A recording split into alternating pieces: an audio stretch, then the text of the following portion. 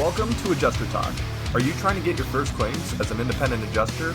Find out the easy steps to break into the industry with our Steps to Becoming an Adjuster guide. Download for free at adjustertalk.show. Hey IAs, this podcast is powered by Royal Adjusting. If you're a new, aspiring, or veteran property adjuster, head over to royaladjustingservices.com and join their roster for work opportunities.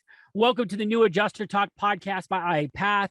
This is an emergency broadcast message, a special edition, if you will, of the Adjuster Talk podcast. I'm your host, Chris Stanley, and I'm joined by the founder of this podcast, my co-host, Jason Heenan. Now, Jason, we typically have a panelist, but all the panelists got really busy. I had 5 lined up for today, and they slowly dropped off like flies because of Hurricane Ian. We had Kobe on for the last 2 episodes. He had to go because he got hit with the hailstorm last week. It is a busy time in our industry, and these people are valuable. This is when they really make their money, and so I don't fault them at all for having to bail on a few of these episodes. But we decided to go ahead and do it, just you and I, and we're going to kind of go through really how to stay deployed for longer than 30 days, because a lot of people are looking to be deployed. A lot of people are excited to be deployed maybe the first time, but I'm excited to talk about the percentages that actually make it and how to help them be in that percentage and hopefully raise the percentage overall, how many people make it. So, man, so glad we're getting to do this. Jason, what would you say, how many days after a hurricane is it that an adjuster's missed the boat? Okay, Hurricane Ian just happened. We're basically in October, end of September, beginning of October. What date do you think is probably you missed the boat on this thing? All right. I think that by the end of the second week, probably by the 15th, if you are not actively working or, have been asked to do work, get prepared to do work, I think that it would be a good time to be looking for the next opportunity. Okay, so you got about a 2-week window here, roughly. And now I know we talked about this off air. In the past, though, it's not like day 1 or week 1, everyone gets deployed and then no one else gets deployed, typically on a big hurricane like this. Do you have some examples maybe of kind of the waves of deployment, how the ebbs and flows over the first few weeks? Yeah, you bet. So an event this size, you can compare it to any of the top 5 hurricanes that we've seen in the last 20 or 25 years. And, online training. For instance, Chris, thank you so much for creating IA Path, and this is such great training stuff, information, especially around Xactimate. I can't tell you how useful that is. But a long time ago that we would have to recruit more people than were necessary, just because a lot of people didn't even make it through training. Right. It's just that they find out, oh, you have to spend some time behind a laptop. That's not what they thought the job was about. They thought it was kind of like a roofing job or something else. So you used to would go to a hotel and meet in one of those giant conference rooms that would hold about 200 people. And then they would roll that group of adjuster out. And then you'd look around the other conference rooms. You'd be like, pilot here, Renfro there. And they all had the same game plan, and we're all working the same numbers to get the right amount of people to right size their response to the storm. And so that's where the 2 weeks came in as a good example of what actually took 2 weeks to get an adjusting response.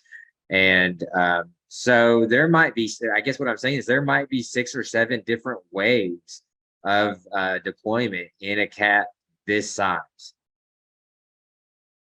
And you got to remember, listener, viewer, that all the IA firms are in an arms race and you are the ammo. Okay. So if XYZ insurance company, take any big one off a big list, has a large policy presence in Florida, they want to be the one that can promise them they can supply 1,000 adjusters or whatever to a given area. They want to be able to fulfill an order from the insurance company saying, yes, we have that many licensed adjusters that we can send. And so this first initial few days, there's this massive flurry of activity, people trying to draft the adjusters before the good ones are gone. Okay, it's like round 1, round 2. So the deeper we get, it's usually the less proven ones start to get pulled in as the backfill. People are falling off the bandwagon. they, like Jason said, they don't like it. Their computer craps out. They can't buy a new, whatever the case is, or there's another order from the insurance company. They have to fill that order. So you don't have to be on that first order to get work, is what we're saying. But Jason, what I really want to talk about is, how do we make sure they're not one of the ones cut when they can do a second wave? Because if another wave's coming in, they also like trimming the fat. If you're not closing claims, they'll get rid of you, because there's a literal sheet that these insurance companies are going through and like, why is Jerry only closed one claim and everybody else has closed 20? Let's get rid of him. We're paying him the same amount as everybody else, or we're paying you guys so much for management fees to manage these guys. I want to see production out of everybody. Get rid of that guy. So how do we make sure that they're producing? What are some things we can give them practically that they can, really thrive in these first days? So, I hate to talk about things from the bad side of you, but there are certain characteristics that present themselves in a guy or not necessarily a guy, but an adjuster who is not going to perform. They have a few symptoms before they become a non-performer, and it's usually, I would say, the most preventable thing is just setting daily goals to know whether you had a good productive day, or doggone it, I didn't meet the bar today that I set for myself. And if you just set that daily goal, and it could be as little as, man, I got 3 reports I need to write, and they told me not to get behind. They told me not to stack these things up because it would be a frustrating moment like I'm having right now. There's a lot of people who will close the laptop and go to bed and go on about being themselves rather than providing that good service. And to your question, I don't remember the guy's name you're giving an example of, but if he's only turned in 1 or 2 reports, and you have another person who's new to you and they've already closed 30 and they're looking for some work to do, by gosh, there's plenty of meat still on this guy's bone. They're going to start giving away your groceries, is what happens. Yeah, so you might have 50 claims in your box when you first get there. They see you're not performing, they pull 20, and they pull another 20, and then they're like, yeah, you can finish those 10 and then go home. Or guess what? You're not even closing those right, so give them back. So just because you're deployed, I think, is a key thing, does not mean you're going to be profitable. Deployment does not equal profit at all. You have to perform. This is a productive, especially on the property side. You are being paid to close files. And if you are not closing files, you are not making the cut. On the auto side, we're typically seeing that we're deployed on a daily rate. So for example, if a big IA firm deploys you and says, hey, we want you to go do these field claims, we expect loosely you to close about 7 claims a day. So inspect 7, close 7, whatever the number is they give you, they're usually upfront about it. But that's the expectation. If you're not meeting that expectation, or your queue is getting backed up, they're going to cut you because you're costing them per day. And they have to justify you to the insurance company every day when they review their reports. So you've got to show progress early on. And I think it's Matthew Allen, and I know you subscribe to this philosophy based on what you said, Jason, is Matthew Allen's like, don't worry about inspecting 12 claims before you close your first one. Inspect one and get that thing done. Schedule one every day, but try to get that one done. So then it turns 1 into 2. They're seeing progress at the IA firm. And I think that's so huge. You got to show improvement and claims being closed on your side if you really want to be viable. Now, Jason, one thing I've seen, I really see 3 reasons why most new adjusters fail. Number 1, they never get an opportunity. Well, hurricanes get an opportunity. Number 2, they get frustrated before they ever get their opportunity, so they just fall off, right? They're like, I can't, I've been doing this for 8 months and I didn't get a hurricane, I'm out, right? So this winter, if this hadn't happened, a lot of people in the industry would have left. So luckily this happened. So, and then 3, they run out of money. And so I think a key to being on the last 30 days is your financial and emotional and mental stability. If you're not ready mentally for what's coming, or financially, your family's not okay back home, you're going to really struggle. And I remember, Jason, in Hurricane Irma, people being like, oh my gosh, my wife needs me at home. She can't pay the rent or whatever, like those stressors really cause people to crumble. Can you speak to that a little bit about some of those things we talked about maybe in other episodes, but like they are darn crucial in this red alert time frame? Yeah, Chris, you just said a lot right there. about what happens and when you break down why people fail, and it is, your highest probability for failure, I think, come in week 2 and week 3. A lot of people can focus for a certain amount of time, and then they are, because of what they're used to in their daily life before claims or before a storm, they're used to being able to turn the page and just move on to the projects they like or that they're used to doing. And then when you get in this claims environment, it turns into this hyper focused activity. Basically, you need to retrain your brain to knowing to reward yourself after you close a claim or get that report done, because that's whenever you're actually producing. So yeah, weeks 2 and 3, a lot of people don't plan that far ahead in their budget.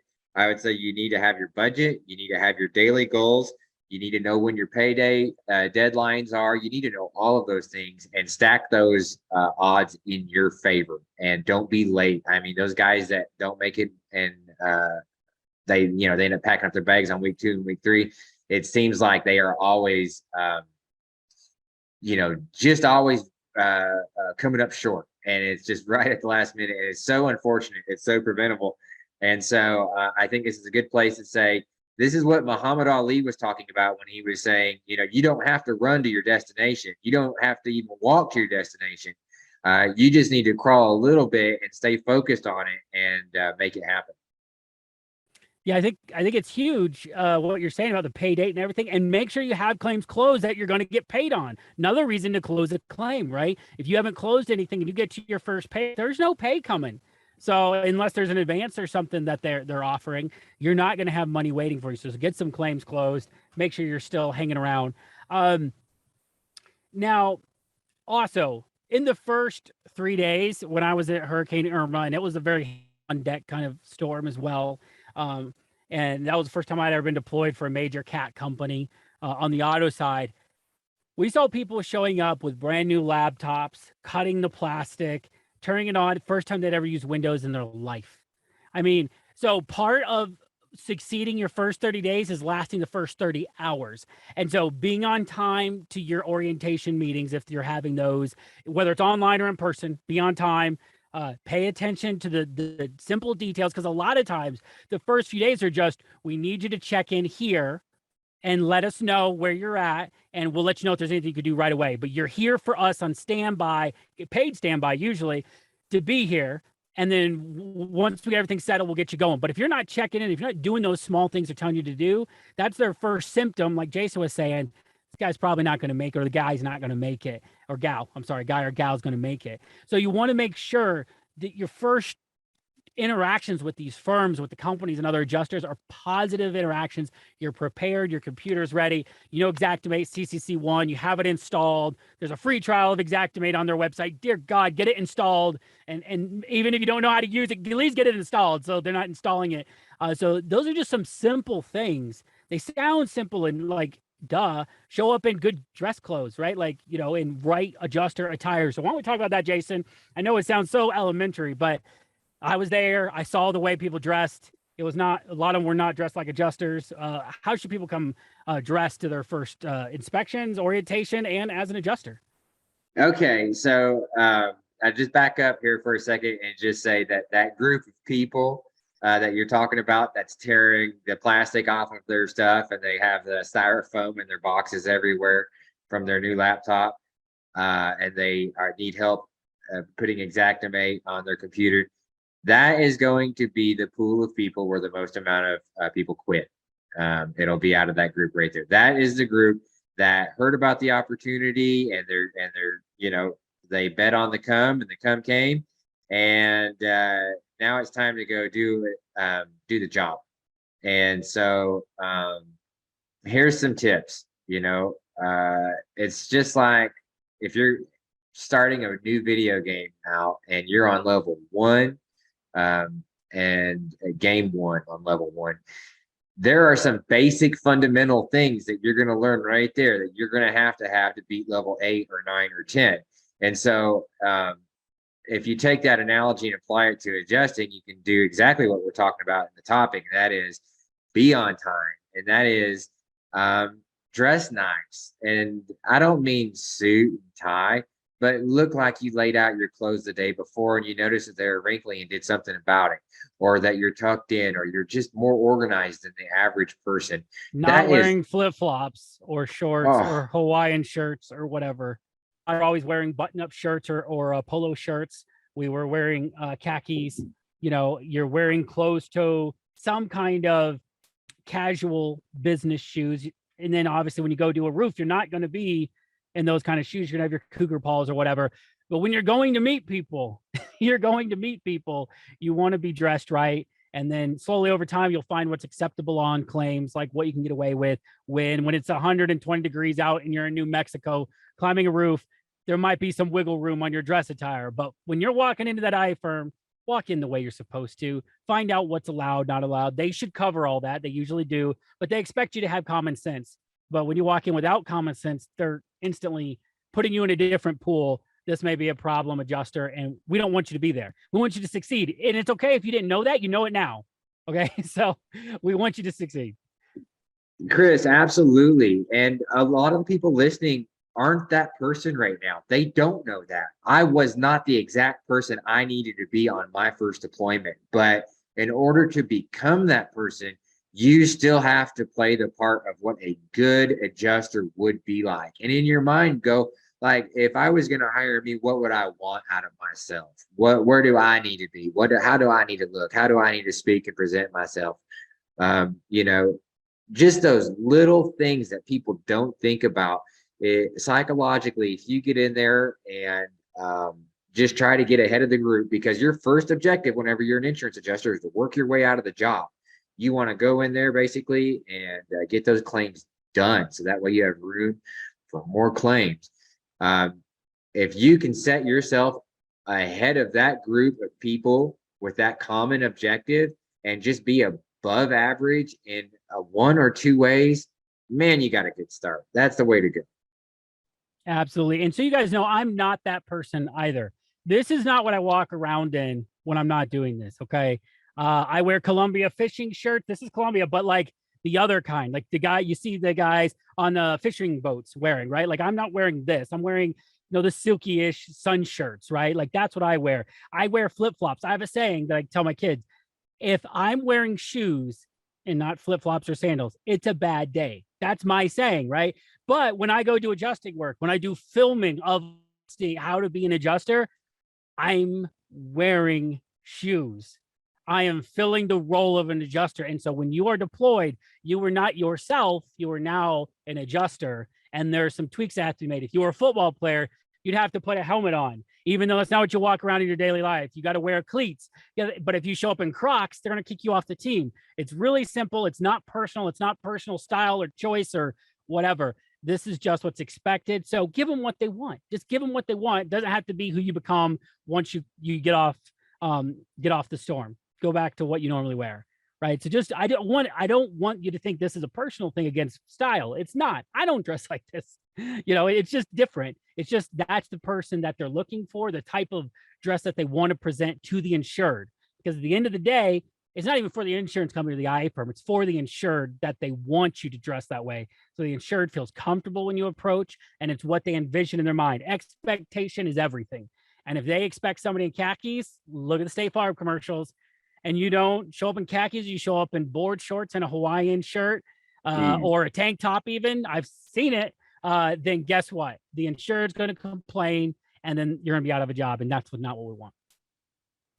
Oh my gosh, Chris, there's so many things like that people, not people, the bottom few percent of the performers, they're just not mindful of things like that. And it's just, I'll give you one more example. Let's say you get Chris's Xactimate training and you get rolled. Here's something to think about when you're out there taking pictures. There's nothing. So the desk adjuster is trained to look at these photos that you provide them. And if they get a reflection of you in your flip-flops walking around, that, which is a common thing, you're taking pictures, let's say in a hailstorm, of damaged windows and window screens, that is going to cast a reflection. And if you're wearing flip-flops, you're going to get busted. And I'm telling you, that desk examiner is looking for it 100 times out of 100 in every single window. They're looking to see what they're being represented by out there, and they don't want any surprises. And listen, like Jason said, if you might be that person, you might have been planning to show up in a tank top or whatever. We're saying with one simple shift, you can rise off that bottom to rise up to what they're expecting, what they need. And then you learn through osmosis the rest of it. We're trying to get you past the first few moments, the first day or two. You could become who you need to be able to do this job, but just take those pieces of advice. Start thinking State Farm, commercial with the khakis on. What do they dress like? Okay, what do they look like? How does an insurance adjuster present themselves? And just do your best to become that person, because that's what they're paying you to be. All right, Jason, any final thoughts about how to survive the first 30 days before we sign off? The biggest deal, Chris, I said it a second ago, and I'll repeat it because it bears repeating. That is, train your mind to focus on a few priorities, and then just keep gradually grinding away at them. And you'll make it through those first few weeks. If you plan your budget, figure out, how to make it past that first payday. The hardest part is behind you already. So just keep on moving in that focused direction. All right. And the thing I'll leave you guys and gals with is we talked a few episodes ago about health, how to be healthy as an adjuster. Reference that episode and try in these first 30 days to just be a little bit healthier than what is the easiest thing. It might be really easy to grab some fast food or a Hot Pocket or whatever, just eat the donuts. This is a little advantage you can gain over most people, is if you would eat something just a little bit healthier, your body is a machine. If you put good fuel in it, you're going to do better. It's just the facts of life. It's not a judgment. It's not a weight judgment. It's not a preference judgment. And once again, this is a game. This is a business. And the one who performs better is going to get the work. And so we're trying to give you that advantage here. So reference that episode, integrate some of those healthy habits as you do this storm. Get training. Yeah, and get trained if you're not. And listen, you can get on the storm and kind of be confused and still get online training and be learning in your hotel room. An hour spent watching iPath videos or adjuster TV videos or even Jeremy Reddick's just diversity videos that puts your head in that space, that can get you further than you struggling for an hour by yourself if you don't know what to do. So you already have an advantage right there over someone who's not doing that. Right. Even if you've already done it and you're using it as reference, like I built videos, and this is what we do at iPath, but when I was a trainer and a manager, I would build videos of like, if the scope sheet says this, because we were desk writers, we had a desk writing team, this is what you put, and they had a 30-second video to watch. Well, that's what we do at iPath for auto and for career. And now we're rolling out Xactimate videos and stuff as well. But like online training is amazing because you can reference it when you need it. You don't have to go to a help room to get help, especially if you're part of the iPath community. So if you need help, especially on the auto side, we're just cutting our teeth on the property side.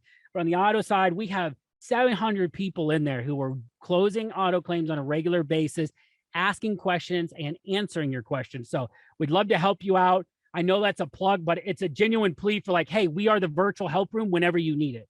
So we'd love for you to check it out at iPath.community. Jason, this has been fun. I know we might have a little stutter here in episodes. Listener, viewer, this is a big deal. We're all really busy, but we wanted to get these episodes done and out to you. So you guys had something as you got started. We're going to condense these down to where they come out quicker than normal, but that might mean we have a gap between the next time. Just prepping you. It's not a mystery why. We might have a week or two without an Adjuster Talk episode, but we'll do our best. Until next time, keep walking your path, claiming your life, and get out there. It is claim time. We know that becoming a successful independent adjuster can be hard and lonely. When you join the iPath Adjuster Mentorship Community, you get everything you need to succeed, including access to iPath mentors, on-demand adjuster training, and a community of over 500 adjusters who are walking the same path that you are. And we would love to walk this journey with you. You can get a free 7-day trial at adjustertalk.show.